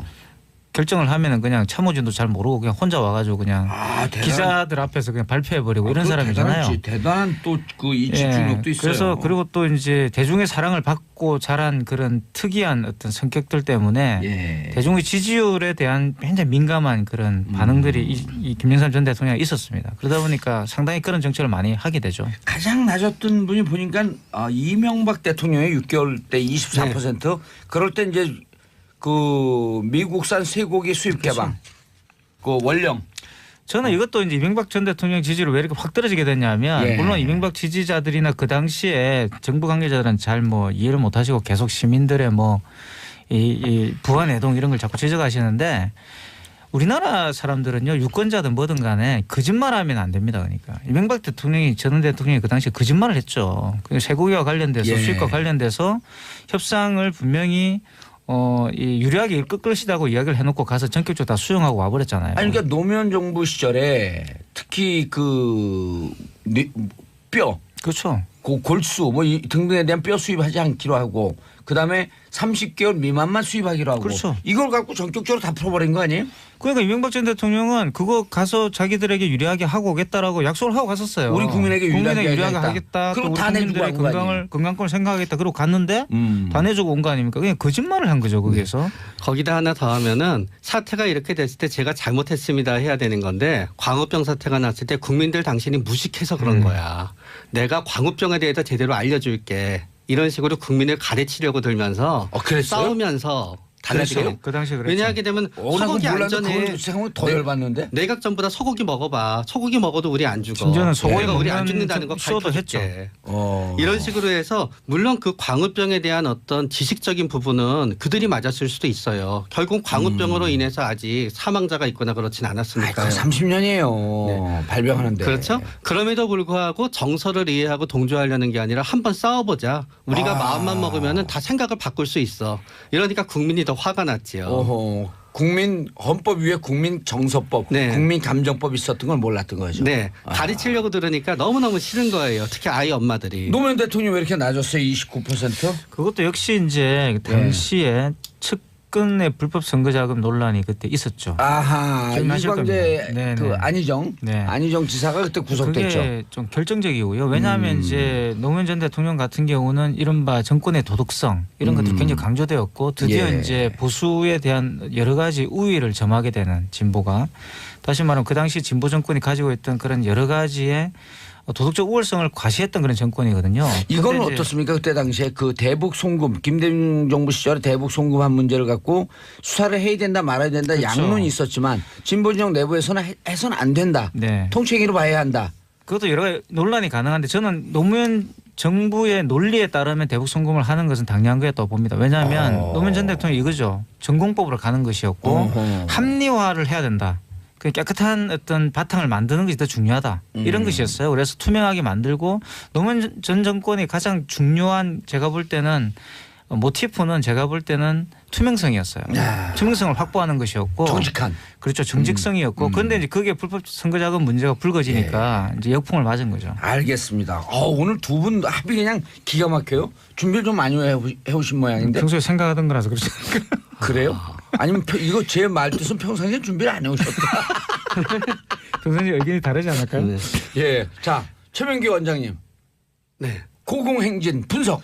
전 첫 번째는 예. 북한이 도와주고 있는 측면이 있어요. 북한 어떤 의미에서 북한이 핵 위기를 갖다 일으키는 거는 문재인 대통령의 지지율에 문재인 대통령의 지지율에 어떤 안 좋은 영향을 미칠 것 같지만 사실은 북한이 이렇게 세게 나오기는 하는 문재인 대통령도 북한에 세게 나갈 수밖에 없어요. 오호. 그렇기 때문에 북한에 대해서 강경한 입장을 취할 수밖에 없게끔 북한이 만들어주기 때문에 문재인 대통령을 안보적인 이슈로 인해서 문재인 대통령을 거부하던 사람들이 거부할 명분이 없어지는 거예요. 사드도 배치했고 교전 축직도 얘기하고 북한에 대해서 상당히 군이 강화가 되거든요. 대신 이제 이 부분은 나중에 오히려 역으로 북한이 유화적으로 나오게 되면 그때는 빠지게 돼요. 갈등이 일어나게 되면서. 북한과 이 시점에 대화를 해야 돼. 대화를 한다네. 대화를 하니까라고 이탈될 수는 있겠지만. 아니 북미 간에 먼저 대화를 하게 되면 우리 또 쫓아오면 되니까. 그렇게 되지요. 네. 두 번째는 이제 아까 이전에 이제 노무현 전 대통령도 이 지지율이 떨어졌었던 이유가 대북 송금을 하면서 호남에서 지지율이 많이 맞아요. 이탈됐었어요. 비슷하게 문재인 대통령이 후보 시절에는 예. 새정치연합이 있었을 때는 호남에서 지지율이 많이 이탈하다가 보니까 대선 주자 지지율이 올라가는 데 한계가 있었거든요. 그런데 대통령이 된 다음에 5.18을 갖다 확실하게 재조사하고 있는 거예요. 예. 그러다가 보니까 호남 지지율이 어느 정도 유지가 되는 거예요. 유지가 아니라 이제 83%가 나와요. 네. 제가 여론조사 기간을 갖고 있잖아요. 네, 진짜 그 전부 다 당시에 안매장을 했었던 곳을 갖다 지금의 하나하나 전부 다 뒤지고 전부 다 다시 발굴하고 있잖아요. 문화재 틈을 이용해서. 왜 노무현 대통령이 안 하셨을까? 진상 규명을 하는 것이 우선이냐 보상이 우선이냐였는데요. 예. 사실 이제 보상 우선으로 갔던 거죠. 그거는 뭐 왜 안 했을까라기보다는요. 그 당시에 어떤 분위기가 그랬다고 보셔야 됩니다. 네. 그러고 나서 김정숙 여사의 활약이 있어갖고 여성표를 갖다 사실은 문재인 대통령의 지지가 나오지 않는 곳에서 여성표의 지지를 갖다 얻어낼 수 있는 거예요. 여성표의 지지가 두 번째. 세 번째네 그게 호남 지지율까지 끌어올리고. 근데 북한이 도와줬다라고 하는 것은 이제 안보에 대해서 분명히 입장을 만들었다라고 하는데 북한이 그럼 미국도 도와줬고 무기 많이 팔아먹었어요. 350억 달러. 또 아베도 도와갖고 집권 2기에 들어가게 했어요. 북한이 다 도왔어요. 참 역설적이네요, 그죠? 아니 그럼 우리가 지금 셋이 앉았고 북한을 찬양 고무하는 거예요? 국가보안법으로 다 구속돼요? 근데 북한도 사실 지금 정국을 좀 이용하는 게 있죠. 만약에 이제 힐러리 클린턴이 만약에 대통령이 됐다. 예. 그럼 북한이 저렇게 하기 굉장히 곤란할 겁니다. 왜냐하면 계속 그 힐러리는 미사일 쏴대기가 좀 곤란했죠. 힐러리는 기본적으로는 이제 냉전 체제를 재구축하는 데 목적이 있었기 때문에 상당 부분 만약에 했을 경우는 지금과 다른 상황이 전개됐을 수가 있어요. 근데 트럼프는 사실 실질적으로 대북 정책에 대해서 안이 없거든요, 이 사람은. 오직 국내 누구요? 정치에 트럼프는 국내 정치에 관심이 많은 국내 정치예요. 정치를 예. 좀 이렇게 반올림하려고 그렇죠. 지금 쓰는 그리고 지지율은 또 바닥이고. 예. 이러니까 사실 어떻게 보면 뭐 샌드백인 거죠, 그러니까. 트럼프 북한 김정수 여사 지지율이 문재인 대통령 지지율을 넘어서기도 해. 영부인 인기가 영향을 미쳤을까 했는데 제가 갖고 있는 여론조사 기관에 따르면 이게 실질적으로 많은 영향을 미쳤다고 하더라고요. 저는 예. 긴장했었어요. 실질적으로 많은 영향을 미치지 않는다고 해서 제가 틀릴까 봐. 아니. 왜냐하면 김정숙 여사의 지지율이 문재인 대통령 국정수행 지지보다 넘어가는 경우가 많아요. 네. 왜냐하면은 이렇게 발로 뛰면서 열심히 일하는 탈권위적인 대통령 영부인이 처음인 거예요. 그랬나요? 네. 물론 뭐 현장에도 가고 그렇긴 하지만 대통령보다 이제 앞서 모습 존재감을 과시했던 분은 이제 유경수 여사 이외에는 없죠. 그러나 유경수 여사도 실질적으로 고무장갑 끼고 수해 현장에서 일을 하거나 그런 건 아니었었던 그분은 거잖아요. 그런 분은 아니었어요. 네. 그런 다음에 수현장에서 우리 집사람이 일 잘하는데. 만약에 조사님께서 대통령이 되신다고 가정하게 되면 아내분의 덕을 크게 보실 거예요. 전 무슨 자격이 없어요. 예언자의 자세로 저는 자격이 없어요. 근데 우리 집사람이 송지영이야 이름이. 송지영 부인. 그건 또 무슨 소리야? 그치 영부인이니까. 아니 본인이 영부인인데 그런 자격이 없다는 건 그 뭐 남편을 바꿔야 되나? 이건 뭐 이상한데. 이태강 교수 레이저 맞고 싶어요. 그래가지고 되게 그 다른 모습을 보였고 요번에 이제 그 차례 설 설이 아니었죠. 추석 때 그 차례 그렇죠. 그런 모습도 그렇고 그러고 나도 의외로 그러면서도 옷을 입는다든가 그럴 때도 나름대로 이렇게 너무 튀지 않으면서 품위 있게 옷을 갖다 입고 그런 부분도 있고요. 또 굉장히 적극적인 부분이 있다가 보니까 우리가 기존에 생각했던 어떤 영부인의 권위적인 모습과 많이 다른 모습이 있다가 보니까 이 부분에 있어서는 문재인 대통령의 지지율이 나오지 않을 것 같은 곳에서도 영부인은 저래야 돼라는 게 굉장히 부유층부터 시작해서 굉장히 보수층까지 전부 다 골고루 나오고 있는 거예요. 근데 저는 이제 그 좋아 보이는 게 소탈한데 음식이나 뭐 이런 걸 만드는 거 보면 아마추어인데 전문가예요. 그렇죠. 그러니까 저 평상시에 무척 남편 내조도 잘하면서 아주 열심히 살았다라고 하는 네. 것에 반증이거든요. 네. 그러면서 또 굉장히 사람을 갖다 좋아하는 분인 것처럼 전 느껴져요. 그렇기 때문에 누군가 문재인 대통령의 집에 가거나 방문하게 되면은 꼭 뭔가 밥을 얻어먹고 뭔가를 얻어먹고 뭐를 해서 나오게 되지 그냥 내보내는 법은 없으셨다 그러시더라고요. 얻어먹으면 김영란법 위반 아닙니까? 옛날 네. 해드리는 밥은 드셔도 되지 않나요? 그래요? 잘 네. 잘 모르겠다. 근데 어쨌든 뭐 그 제 생각은 이건데요. 예. 물론 이제 그런 그 북한에 대한 입장과 또 영부인 효과, 예, 호남 지지율 뭐 등등도 있지만 호남 지지율이야 이제 뭐 사실은 이제 진보 쪽에 어떤 표를 다지는 예. 그런 효과가 있었다고 한다면 북한하고 이제 김정숙 여사 효과라는 것은 제가 볼 때는 이제 상당히 보수 표들에 대해서 특히 중도 보수들 있죠. 그러니까 박근혜 전 대통령에 실망했던 그리고 박근혜 전 대통령에 표를 던졌던 많은 여성 유권자들에게도 상당히 큰 그런 영향력을 미치고 있다는 생각이 듭니다. 하지만 저는 이제 그거는 그냥 상수라는 생각이 들어요. 상수고 왜냐하면 박근혜 전 대통령도 가만히 생각해 보시면 계속 그 고공행진을 했거든요. 그러니까 50몇 지금 와서야 뭐 이제 문재인 대통령보다야 떨어지지만 사실은 박근혜 전 대통령도 상당히 높은 50% 지지율이었어요. 높은 거였어요. 네, 지지율이었고. 근데 그때도 보면은 뭐 박근혜 전 대통령 뭘 잘해가지고 50몇 프로가 나온 게 아니에요. 이게 대단히 중요한 포인트라 저는 보는데 지금 저는 문재인 정부도 대단히 비슷하다 봅니다. 대안이 없다는 거죠. 문재인 대통령만한 지리멸렬한 정치인이 야당. 없어요. 아하. 야당만 그런 게 아니라 민주당 쪽도 마찬가지예요. 문재인 대통령을 대체할 만한 사람이 없다는 거죠. 그러니까 예를 들어서 민주당 쪽에서도 예를 들어서 뭐 문재인 대통령만한 어떤 그런 뛰어난 어떤 정치 역량을 보여주는 정치인이 있다 그러면 그게 분산될 수도 있어요. 하지만 뭐 민주당 포함 또는 뭐 지리멸렬 보수는 말할 것도 없고 문재인 대통령만한 정치인이 눈에 안 보이는 거죠 지금. 그러니까 과거에 예를 들어 과거 같으면 이런 겁니다. 어떤 대선을 거치고 나면 거기에 같이 나왔던 라이벌 후보들이 있잖아요. 그 후보들이 사실은 견제 세력이 되는 거고 그 후보들이 당선된 대통령과 라이벌 관계를 형성하면서 지지율이 왔다 갔다 하게 되는 거거든요. 그런데 지금 같이 문재인 대통령과 라이벌을 했던 그 후보들이 제대로 이 모습을 두각을 나타내는 정치인이 아무도 없어요. 뭐 안철수 전 후보도 마찬가지고 뭐 유승민 전 후보도 마찬가지고 좀 뚜렷하게 어떤 존재감을 과시하고 있는 후보가 없다는 겁니다. 이게 저는 결정적이라 보고 그래서 새로운 인물이 나오기 전까지는 저는 이 지지율은 계속 갈 거다. 새로운 대안이 부상하기 전까지는. 대척점이 없다. 예, 없어요. 그러니까. 비교 대상이 없잖아요. 그러니까. 이거 아주 예리한 분석인데 오늘 두 분들 그냥 그 분석이 예리한데요.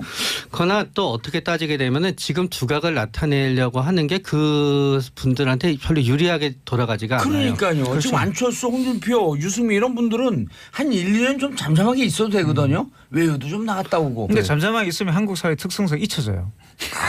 그렇지 않아요. 아니 뭐 지금 김무성 전 대표 같은 경우는 지금 존재감이 없잖아요 지금. 뭐 그런 거와 마찬가지인 거죠. 한 몇 개월 사라지면 사라집니다. 근데 기본 내공이 있으면 또 다시 잠잠하고 돌아올 수는 있다가 있겠죠. 빵 치면 또 그게 아주 강력한 펀처가 되는데 불안 너무 오히려 초조한 거 아니에요? 내공이 없기 때문에 불안한 거 아닐까요? 그렇죠. 네. 초조해야지. 지금 같은 경우 사실 외유를 가는 것이 상책이죠. 좀 사라지는 게 상책이죠. 그리고 민주당 내에 그 경선 이제 같이 하셨던 분들은 더 이렇게 두드러지기가 어려워요. 두드러지게 되게 되면은 상당히 많은 두드러지기 위해서는 차별점을 내야 되는데 그 차별점이 현재 문재인 대통령에 대한 일종의 비판으로 받아들여지게 되면 역공을 받기 때문에 뭔가 이렇게 한마디 하기도 너무 어려워요. 두드러지면 두드러기. 그래서 두드러기였던 거군요. 두드러기가 두드러짐에서 나왔구나. 정상 피부에서. 볼록볼록 나온다 그래서 두드러기. 진짜 처음 알았어요. 아무 말 대잔치. 정치권의 두드러기가 되자. 이 괜찮네요. 정치권의 두드러기를 두드러지려고 그러다 보면 정치권의 두드러기가 되는 거예요. 두드려라 두드러기 될 것이다. 그래서 아마 내년 지방선거쯤에 새로운 인물이 나온다면 이제 상당히 흥미로운 뭐 정치판이 다시 펼쳐지지 않을까 싶은데요. 누구를 지금으로서는 좀 누구를 염두에 두고 있죠. 경기도지사 준비하는 그분 염두에 두고 있는 거 아닌가요? 아니 뭐 저는 그렇지는 않고요. 그러니까 뭐 그것도 하나의 가능성인데 그 최 원장님 말씀하신 것처럼 상당한 도전이 있습니다. 만약에 진짜 이러한 도전을 해결하고 두각을 나타낸다면 그분이 정말 능력이 있는 거예요. 그렇죠. 자, 지지율이 흔들리는. 그리고 또 지지율이 꼭 흔들릴 이유가 없잖아요. 왜 흔들려? 저는 그러니까 당분간 없을 거라고 그러면 봐요. 왜 흔들려 이게? 그러나 지지율 이제 잘 나가면 좋은 거지. 가장 이제 문제가 되는 건 이제 두 개의 이슈쯤이 있을 것 같아요. 예, 첫 두 개의 번째는 지점. 아까 제가 말씀드린 북한에 대한 표현은 제가 이제 바꾸겠습니다. 예. 북한의 어떤 그런 부적절한 입장이 정부의 입장을 갖다 국가보안법 이렇게 확고히 금방 하기에 쫄아서. 훨씬 용이하게 만들어준 점이 있다는 걸로 예. 바꾸고요. 북한이 도와준 적은 절대로 없습니다. 그러나 이제 에이.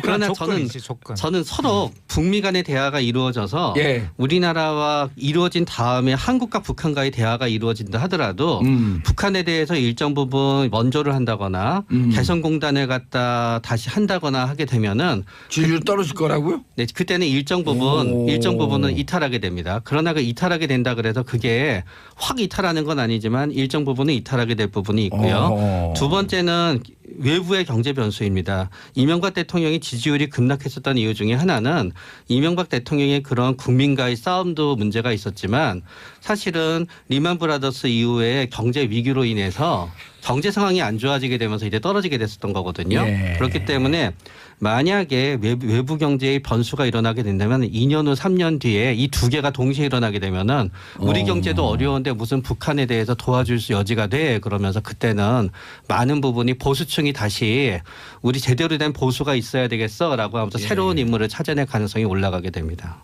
아니 도와주는 게 아니고 남북 경협을 통해서 한국 경제의 활로를 찾자. 블루오션의 개척이다. 이런 의미로 가면 좀 달라지지 않나요? 그래도 이 교수님. 그렇죠. 그 남북 경협 같은 경우도 만약에 제대로 이제 그 실행이 되고 북한이 전격적인 태도로 나오고 왜냐하면 예. 이게 이제 우리 경제 문제와 관련이 있기 때문에 앞으로도 그런 정기적인 어떤 상황이 벌어질 수는 있죠. 예. 저는 이제 그런 것도 기대하고 있는데 문제는 이제 북핵 문제가 먼저 해결이 되는 것은 사실입니다. 그게 먼저 돼야지만 됩니다. 북한이 그렇죠. 자기 정권의 안정성이 없는 상황에서 문을 개방할 리는 없어요.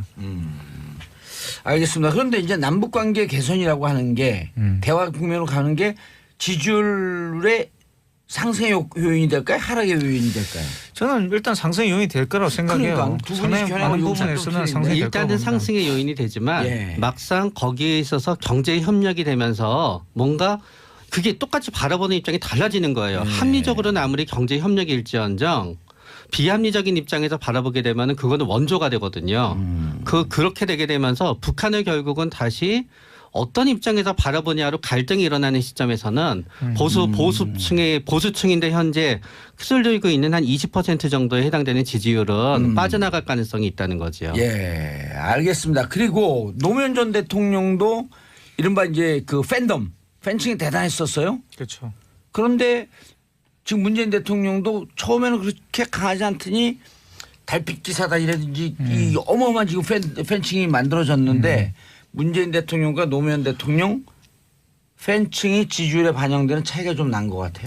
그러니까 노무현 대통령이 사후에는 비슷해졌습니다. 그런데 이제 노무현 대통령이 지지율이 낮아졌을 때는 노무현 대통령이 굉장히 그때 화내는 모습을 많이 보여줬어요.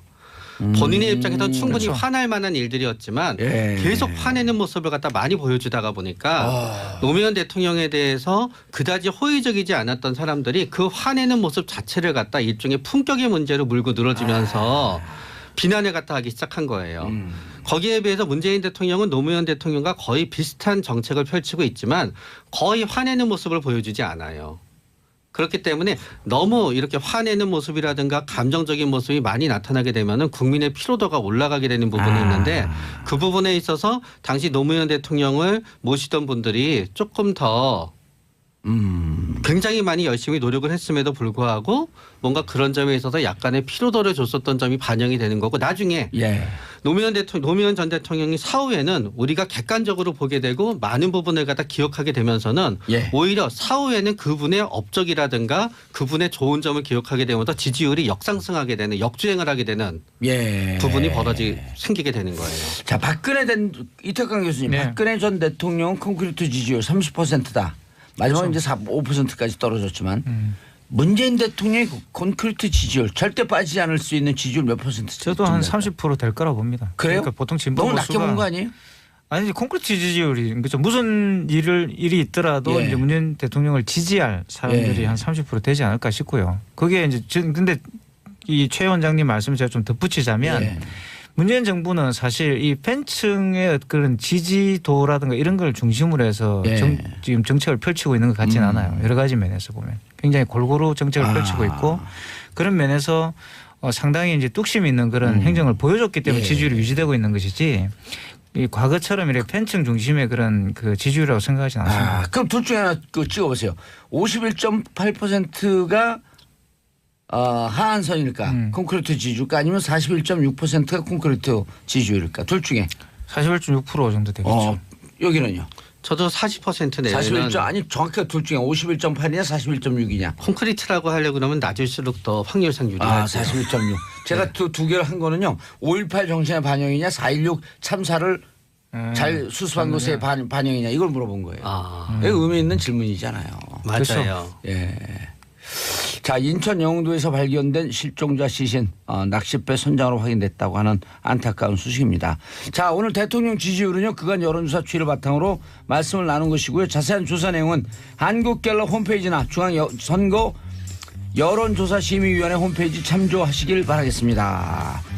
자, 두 분 인사하시고요. 네, 감사합니다. 오늘 합의 좋았어요. 네. 예, 저는 내일 10시 5분에 다시 돌아오겠습니다. 한반도 긴장은 고조되고 있지만 평화를 사랑하는 대한민국 국민 여러분 감사합니다. 땡큐. 피